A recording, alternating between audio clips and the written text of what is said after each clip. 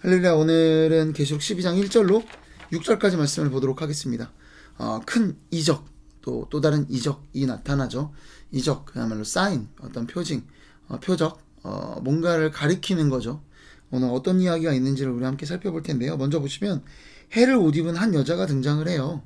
근데 그 여자는 발 아래에는 달이 있고 머리에는 12별의 관을 쓰고 있다고 합니다. 그리고 아이를 해산하게 되는 그런 장면이 이 여자의 이적에 나타납니다.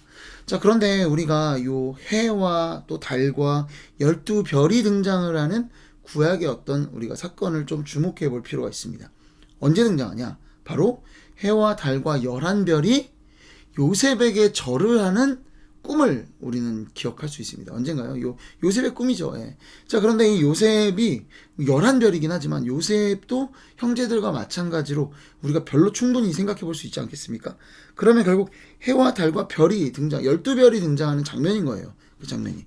그러니까 결국 이 이스라엘 공동체에 대한 이야기가 해와 달과 별을 통해서 나타날 수 있다는 거죠.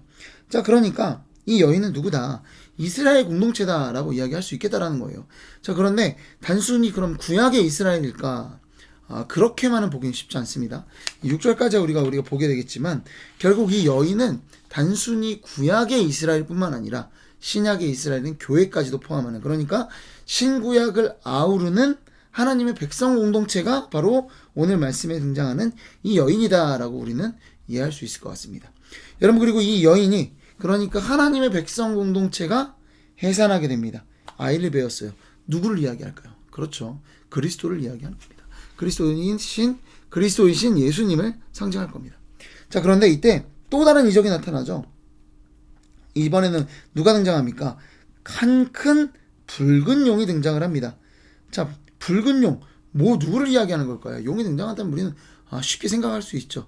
옛뱀, 사탄, 마귀라고 할 수 있는 이 용이 등장을 한 거예요. 자, 그런데 그는 머리가 7이고 뿔이 10이라고 합니다. 그리고 거기에 머리에는 7 왕관이 있어요. 자, 뿔과 왕관 이런 것은 뭘 이야기할까요? 권능과 권세를 이야기합니다. 자, 그러니까 어떤 왕권, 권세, 권능을 어떤 이 용이 상징을 가지고 있다는 거예요. 결국 사실 누구와 유사할까요? 이런 모습들이 앞에 나온 그리스도와 굉장히 유사하다는 걸 우리가 알 수 있습니다. 여러분, 근데 우리가 한번 이전에 함께 계시록을 봤던 분들은 기억하실지 모르겠는데 첫 번째 인 환상에서요, 흰 말을 탄 자가 등장을 합니다. 자, 그런데 그가 면류관까지 쓰고 있어요. 거기에다가 이기고 또 이기려 하였다라고 합니다. 이런 이긴 자라든지 면류관이라든지 흰색, 이런 게 누구의 상징과 비슷해요? 그리스도와 비슷하지만, 하지만 그 맥락상 살펴보면 이 흰색 말탄자는 어떤 존재다? 부정적인 존재로 그리스도밖에 없다라고 말씀드렸어요. 그래서 그는 뭐다? 그리스도와 굉장히 유사하지만 그리스도가 아닐 가능성이 굉장히 크다. 왜? 이 계시록 안에 등장하는 사단, 뿐만 아니라 성경 안에 등장하는 사단이나 마귀는 어때요? 누구를 항상 모방하려고 애를 써요? 하나님, 그리스도를 모방하려고 애를 쓴다라는 거예요. 그래서 이 용도 계속해서 그렇지만 하나님을 또 그리스도를 계속해서 모방한다. 여기서도 마찬가지입니다. 어떤 하나님의 권세와 이런 것들을 굉장히 따라한다는 거죠. 여러분, 유사품을 조심하셔야 돼요. 예.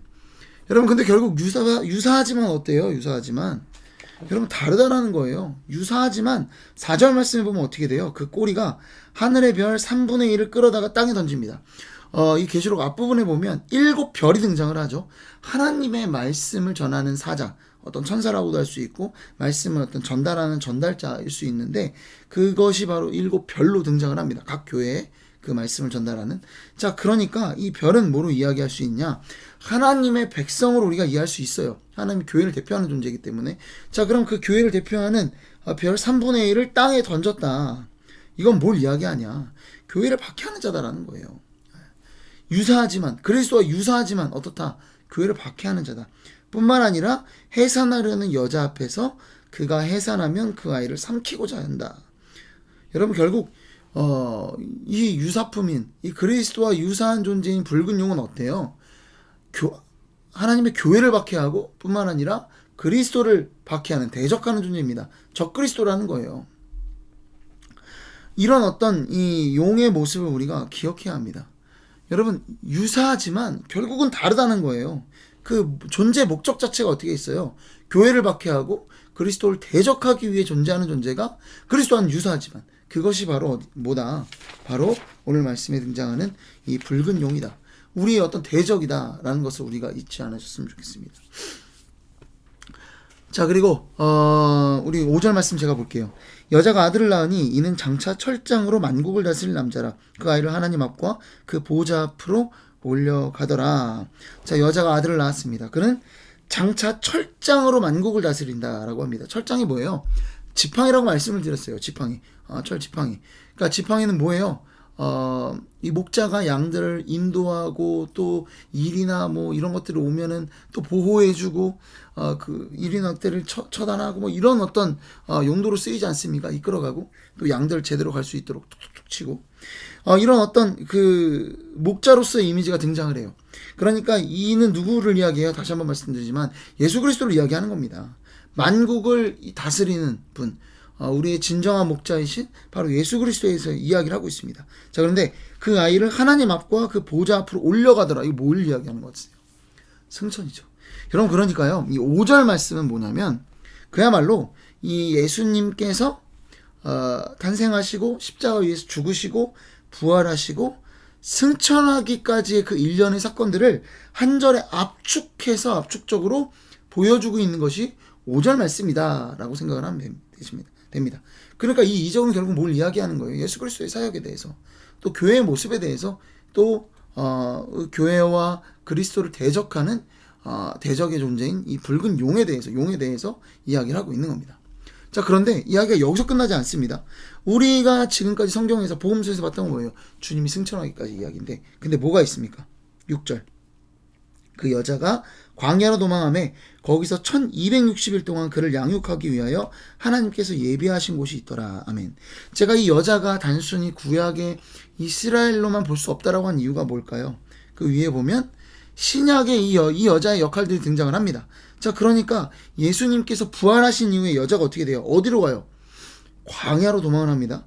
거기서 1226일 동안 그를 양육하기 위하여 하나님께서 예비하신 곳이 있다라는 거예요. 여자가 광야로 도망했다고 합니다. 거기서 며칠인가요? 1260일이에요. 여러분, 1260일 우리가 많이 봐왔던 숫자죠. 뭔가요? 42달, 세대 반, 3년 반, 교회 시대, 그러니까 교회가 환난당하는 시기, 바로 그 시기에 대해서 오늘 여기서도 이야기하고 있는 겁니다. 여러분, 그러니까 이 5절이 결국 예수님께서 부활 승천하기까지의 모든 일련의 사건을 다 담았다라고 했죠. 그 이후에 여자가 도망했어요. 그런데 그곳이 어디예요?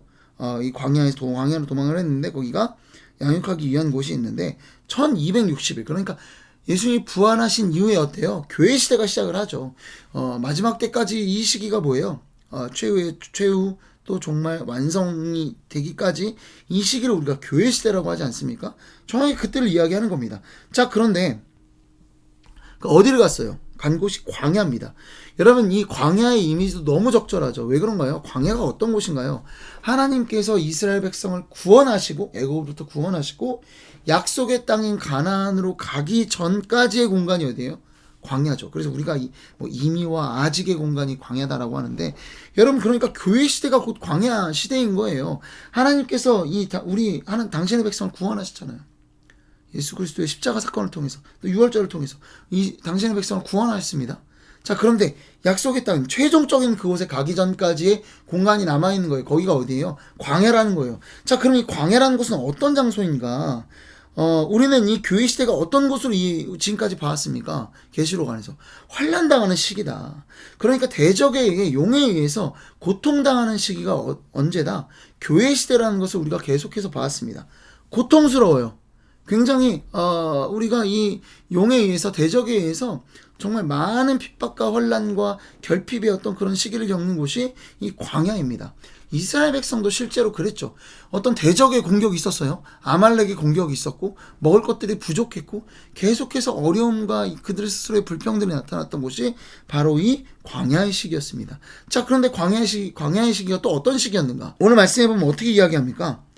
6절이에요. 다시 읽어드릴게요. 그 여자가 광야로 도망하며 거기서 1260일 동안 그를 뭐하기 위해서 양육하기 위하여 하나님께서 예비하신 곳이 있더라. 하나님께서 예비하신 곳인데 그것은 어떤 곳이냐? 양육하기 위한 곳이라는 거예요. 양육이 뭡니까?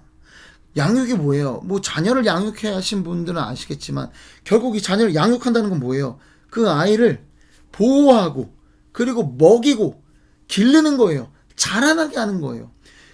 그냥 그 상태로 보존하는 것이 아니라 어떻게 돼요? 그 아이가 양육한다는 건 자라나는 거, 길러낸다는 거예요. 먹이고 보호하고 하는 걸 통해서, 훈육하고 하는 걸 통해서. 여러분, 그러니까 이 교회 시대라는 건 어떤 시대라는 거예요? 우리가 지금 대적에 의해서 고통당하고 있지만 그저 의미 없이 고통당하는 것뿐만 아니라 우리가 어떻게 된다? 그리스도의 장성한 분량으로 자라나는 기간이 바로 이 교회 시대다라는 것을 우리에게 이야기하고 있는 겁니다. 여러분, 우리가 정말 이 대적에 의해서 사실 이 말씀에 순종할 때마다 많은 고통과 고난을 당하고 있습니다. 그리고 고난이 우리 십자가의 길을 걷는 이 모든 상황들이 당연히 우리에게 주어진 순간들이고 어떻게 보면 그리스도인으로서 당연한 시간들이다라는 것을 말씀드렸어요. 자, 그런데 그냥 고통만 당하고 있다라는 거예요? 그렇지 않더라는 거죠. 우리가 점점 더 어떻게 된다? 십자가의 길을 걸음으로 누가 십자가의 길을 걸으셨어요? 예수 그리스도께서 십자가의 길을 걸으셨죠. 우리가 점점 더 그리스도의 장성한 분량으로 주를 닮아가는 시간들이 바로 이 광야의 시대, 또 이 교회의 시대에 우리가 환난당하는 이 시대 가운데, 대적에게 고통받은 이 시대 가운데 그런 의미가 우리에게 있다.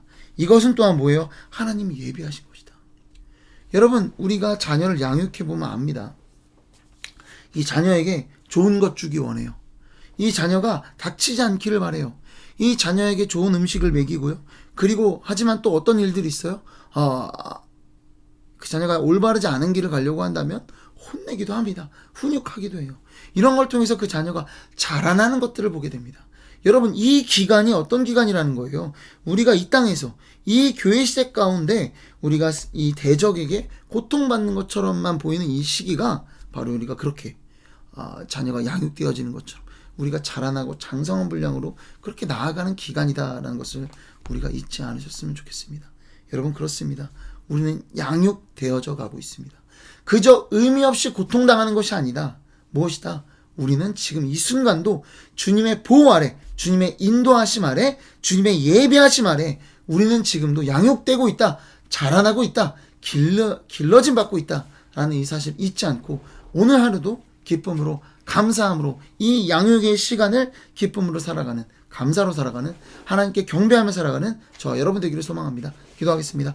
사랑과 은혜가 풍성하신 아버지 하나님, 오늘 말씀을 통해 우리가 그저 고통당하는, 대적에게 고통당하는 시간으로만 알고 있었던 이 환난의 시대, 교회 시대가 주님이 또한 예배하신 그 우리를 길러내시기 위한, 양육하게 하시기 위한 그 시간임을 오늘 말씀을 통해 확인합니다. 주님, 감사합니다.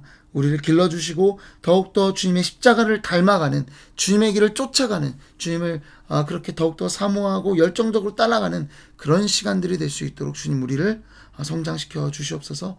이 모든 말씀 사랑이 많으신 예수 그리스도의 이름으로 기도드립니다. 아멘.